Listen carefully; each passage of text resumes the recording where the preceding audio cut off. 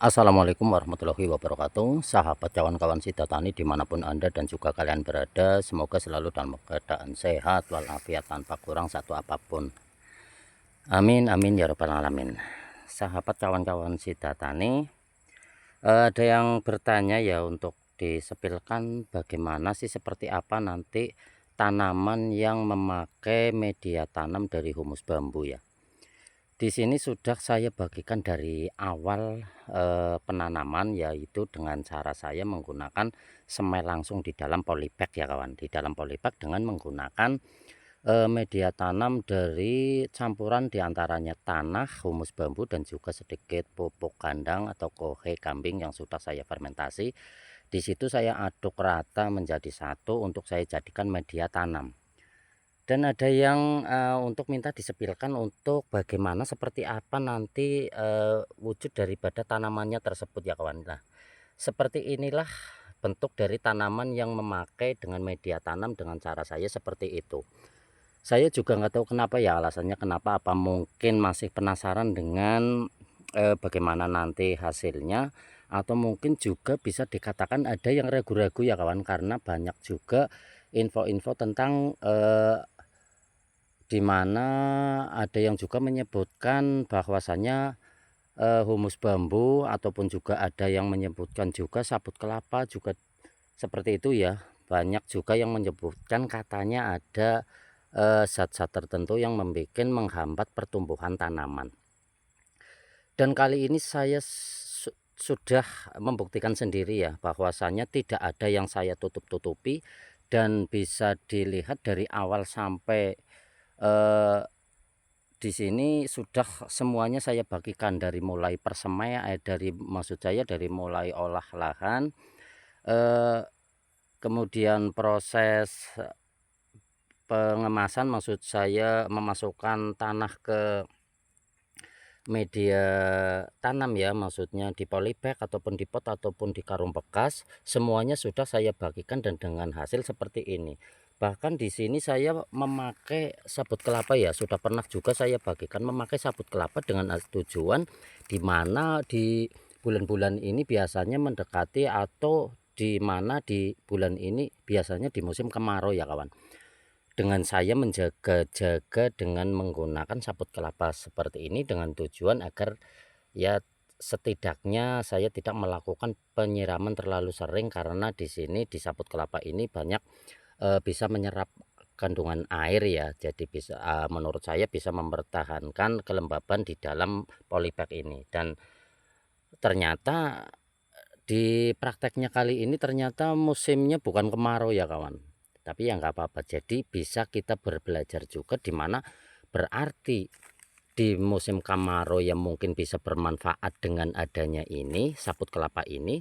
Dan ternyata walaupun bukan musim kemarau, ternyata tidak ada pengaruhnya untuk menghambat ataupun eh, setidaknya menjadikan sesuatu hal yang negatif untuk tanaman. Dengan buktinya seperti ini ya kawan, hampir semuanya seperti ini, tidak ada yang saya tutup-tutupi dengan cara media tanam humus bambu, tanah, dan juga pupuk kohe kambing, maksudnya kohe kambing, dan juga ditambah lagi ada yang seperti ini dengan sabut kelapa. Dan dengan cara sudah pernah dan sering saya bagikan menggunakan cara organik ya, dimana seperti ini bisa dilihat ya kawan, rerumputan di lahan rerumputan. Dan juga apa maksudnya ya, inilah keuntungan atau kelebihan juga untuk kita menanam di pot ataupun polybag, dimana walaupun rerumputan seperti ini tidak bermasalah. Dan ini biasanya saya hanya menggunakan mesin potong rumput saja untuk membabat seperti ini.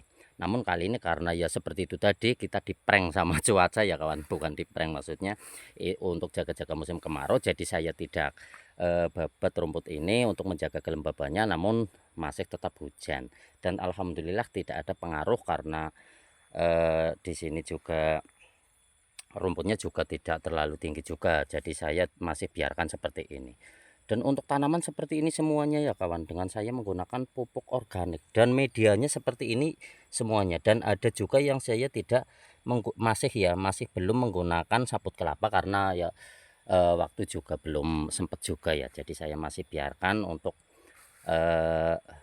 los ya, belum ada sabut kelapanya. Namun berarti seperti itu, bisa kita simpulkan bahwasanya mungkin kalau kita beralih untuk ke penelitian ya, ya mungkin karena namanya peneliti pasti bisa dapat dipastikan bahwasanya mungkin sabut kelapa ada kandungan ininya, mungkin humus bambu ada kandungan ininya yang untuk berunsuran negatif. Namun di sini saya membuktikan langsung dengan cara bukan maksud saya tidak percaya, namun saya hanya mengandalkan feeling saja ya, maksudnya apa sih ya, untuk di daerah saya di mana dari orang-orang zaman dahulu ya tetap seperti itu.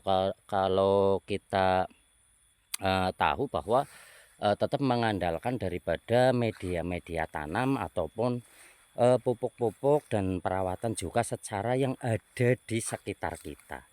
Dan bisa dibuktikan seperti ini ya kawan, tidak ada yang saya tutup-tutupi, dan alhamdulillah perkembangan semuanya normal dan bisa dikatakan pertumbuhannya sempurna, bagus-bagus.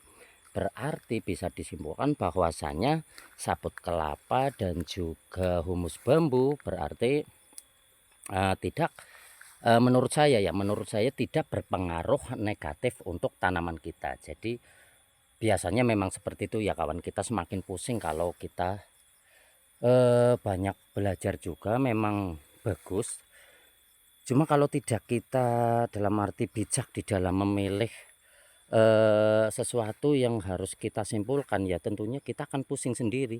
Di sini ngomong seperti ini, di sini ngomong seperti ini, dengan cara kita tidak bisa memilah-milah bagaimana dan di mana letak sisi yang benar, letak sisi yang kurang benar, kan kita tentunya akan semakin pusing ya kawan.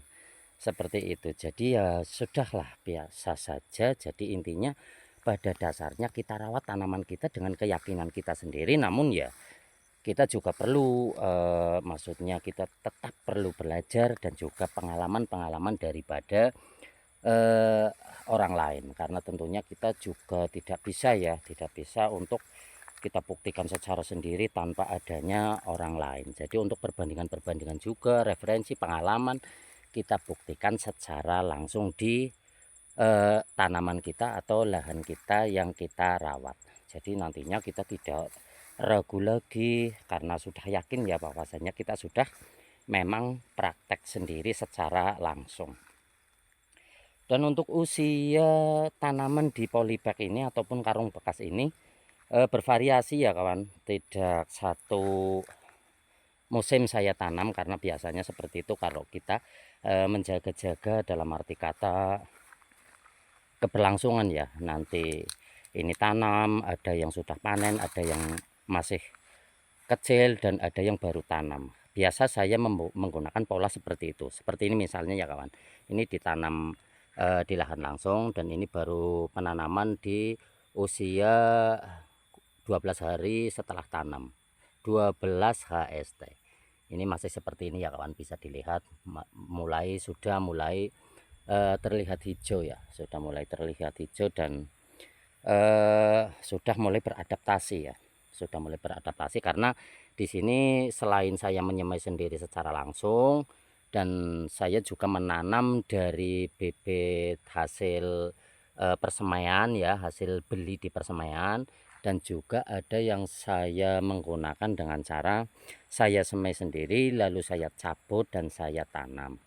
Banyak sekali ya, banyak sekali uji coba saya, dan alhamdulillah semuanya bisa bermanfaat untuk saya pribadi khususnya, di mana saya bisa mengetahui ya seberapa prospek-prospek yang nantinya akan saya jalankan dengan secara pasti ya. Jadi nanti kita uji coba dari berbagai macam, berbagai jenis, berbagai varietas, dan juga berbagai cara. Nanti kita akan bisa tentukan cara mana yang lebih paling efektif untuk kita berbudidaya ya. Nah ini juga seperti ini ya kawan, sudah mulai memunculkan, ada yang mulai memunculkan bakal buah ataupun bunga ya. Di sini siang hari ini ya kawan, ini masih terik juga, jadi terlihat mungkin kalau di kamera ada kuning-kuning ya, kayak semacam kayak kok enggak subur. Ini karena pantulan dari sinar matahari.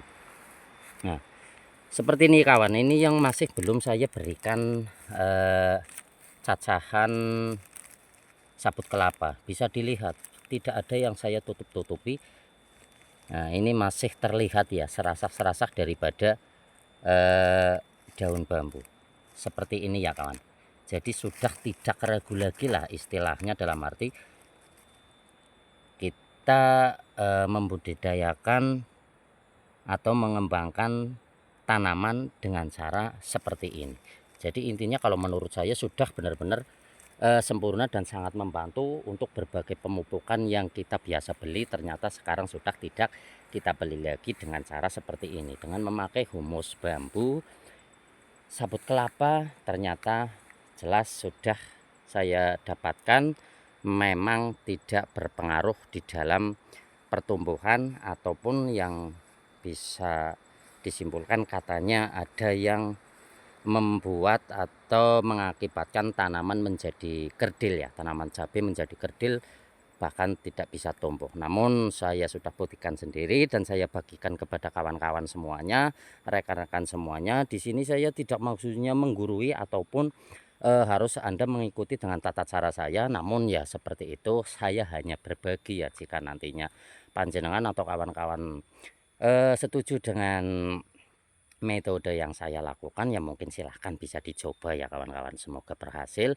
dan tentunya kita tetap selalu sharing di sini, berbagi ilmu, berbagi pengalaman di dalam budidaya tanaman cabai khususnya yang kita bahas kali ini ya kawan. Cukup sekian, semoga bermanfaat. Jangan lupa di like, komen, dan subscribe ya kawan. Kita belajar di sini. Wassalamualaikum warahmatullahi wabarakatuh. Tuh ya kan.